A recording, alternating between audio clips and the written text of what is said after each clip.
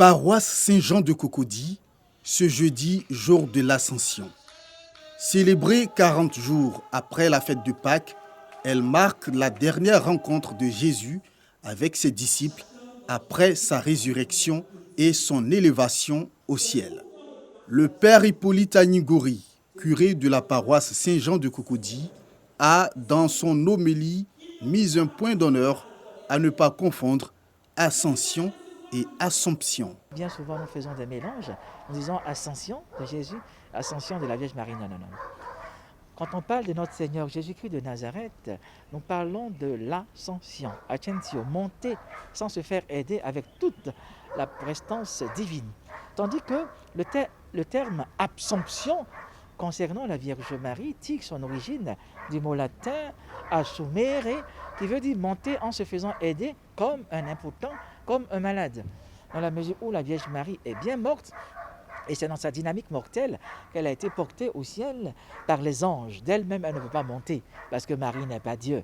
Appelée solennité de l'Ascension du Seigneur, cette fête revêt un caractère particulier pour le chrétien catholique. Pour moi, personnellement, c'est Jésus qui monte vers son Père afin de nous laisser son Esprit Saint.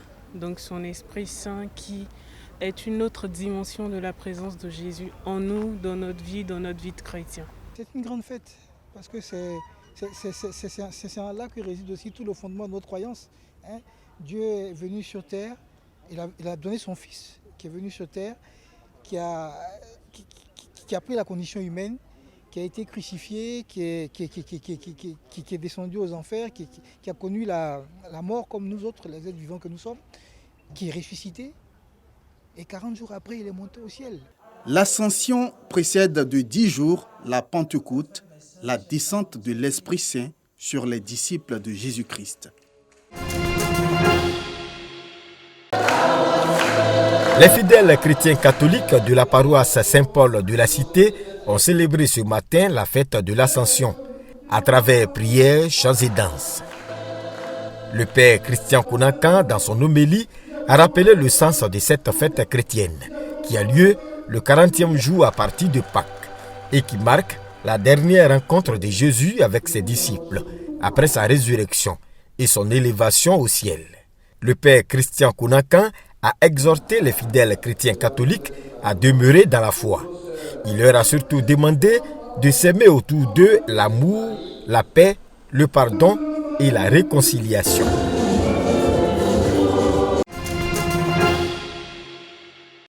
Elles n'ont pas été oubliées en cette fête de Ramadan.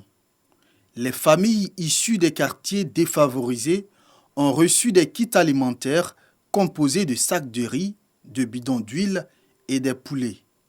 Des vivres pour permettre à ces familles de passer une excellente fête de l'Aïd el-Fitr. Cette action de solidarité a été rendue possible grâce à l'organisation non gouvernementale OZ, organisation scolaire pour une école dynamique. Chère maman, ce n'est pas grande chose, mais nous vous demandons de prendre cela. C'est la première édition. Cette année, nous avons décidé de donner les kits à plus de 250 familles. Et nous comptons l'année prochaine de doubler, de passer de 250 à 500. Ce sont plus de 200 familles qui ont reçu des vivres dont le montant est estimé à plus de 2 millions de francs CFA.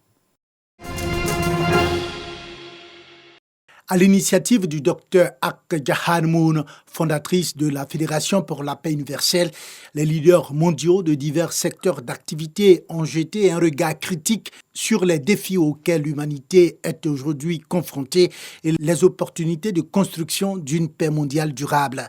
C'était ce week-end lors du 6e rallye de l'espoir en ligne qui a eu lieu en Corée du Sud. J'applaudis les efforts du Dr Ak Jahanmoun et des milliers d'experts qui ont approuvé la proposition de créer Think Tank 2022 dans le but de parvenir à une paix durable dans la péninsule coréenne. Bien menée, la réunification de la péninsule coréenne est réalisable. Nous devons tous travailler ensemble pour atteindre des objectifs importants. Nous avons constaté de grands progrès avec le président Kim et la Corée du Nord tout au long de notre engagement avec lui.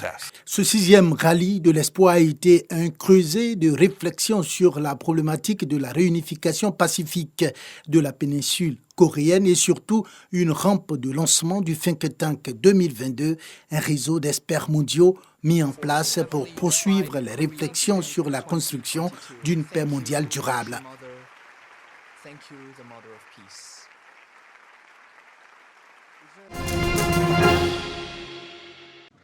Le premier responsable du sport ivoirien, le ministre des Sports et de la promotion de l'économie sportive, Paulin Claude Dao, a rehaussé de sa présence le lancement du Cross de Daloa, qui ouvre la saison sportive, scolaire et universitaire.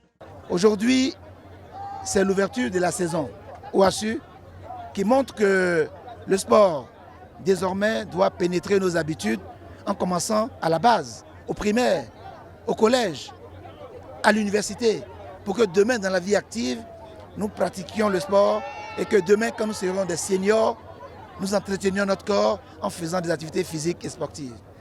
Et l'OASU nous permet et nous permettra aussi de détecter les talents, d'orienter justement les jeunes vers les filières du sport pour que demain le sport devienne aussi leur métier par des formations qualifiantes à l'INJS, par des formations renforcées à l'extérieur pour qu'ils deviennent, eux, les opérateurs économiques de la filière du sport de demain. Au menu, 3 km pour le primaire et 5 km pour le secondaire. Une course dans la bonne ambiance, comme les gosses savent toujours le faire. Le corps médical et les forces de l'ordre ont bien encadré la course. Et dans la catégorie premier cycle garçon, la course s'est jouée à 500 mètres de l'arrivée. Vamibi Danoro, au sommet de la montée du 400 mètres, qui constituait la principale difficulté du parcours, double Kwame Kwasi Raoul et Kwame Kona Marus. Fair play, il invite même son adversaire du jour à poursuivre la course et à ne pas abandonner. Chez les primaires garçons, le petit Kwame Kwaku Marus a avalé les 3 km en 10 minutes 17 secondes. Une belle performance pour un gamin de 10 ans. Et c'est le ministre des Sports en personne qui lui a remis sa médaille. Tout comme il a félicité Sanogonyo, vainqueur de la catégorie filles primaire. Sans doute, deux futures pépites de l'athlétisme ivoirien. Volcan Pacaya, Guatemala. Ce que nous avons derrière nous, ça ne se voit dans aucun autre lieu.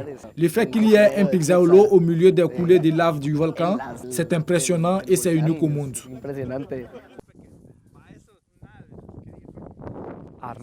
Un jour, j'ai préparé une pizza et je l'ai apportée ici au volcan et je l'ai mise dans une grotte chaude d'environ 800 degrés. Elle est sortie en 14 minutes et quand j'ai goûté la saveur de cette pizza cuite à la chaleur volcanique, je me suis dit, c'est une bonne idée. Je peux commencer à offrir aux touristes une nouvelle attraction unique dans ce volcan.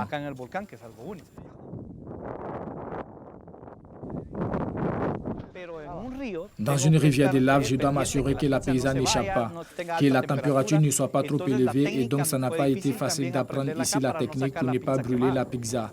C'est aussi un risque d'être à la rizière de la lave car la température est élevée entre 1500 et 2000 degrés, donc je dois garder un œil sur le vent pour m'assurer qu'il ne m'arrive rien.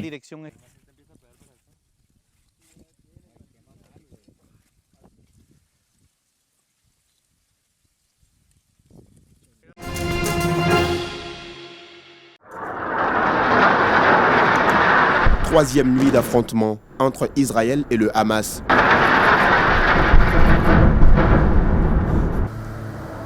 Le bilan des raids israéliens s'élève à 83 morts côté palestinien. Alors que les Palestiniens fêtent la fin du Ramadan. L'Aïd est arrivé. Le monde entier célèbre l'Aïd. Tous les enfants du monde célèbrent cette fête, sauf les enfants de la Palestine. Ici, à Gaza, nous célébrons au milieu des martyrs, des blessés et des maisons détruites. Et le monde regarde silencieusement la bande de Gaza qui souffre à cause de cette agression sioniste et barbare. Des heurts ont aussi éclaté à Hébron, en Cisjordanie, entre manifestants palestiniens et forces de l'ordre israéliennes.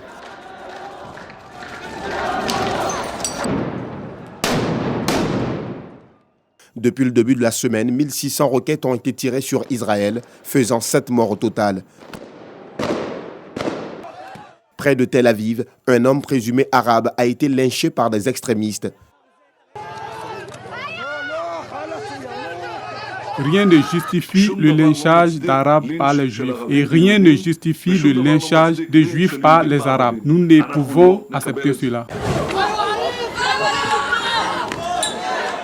Les États-Unis ont annoncé l'envoi d'un émissaire. Une troisième réunion d'urgence du Conseil de sécurité de l'ONU est prévue vendredi.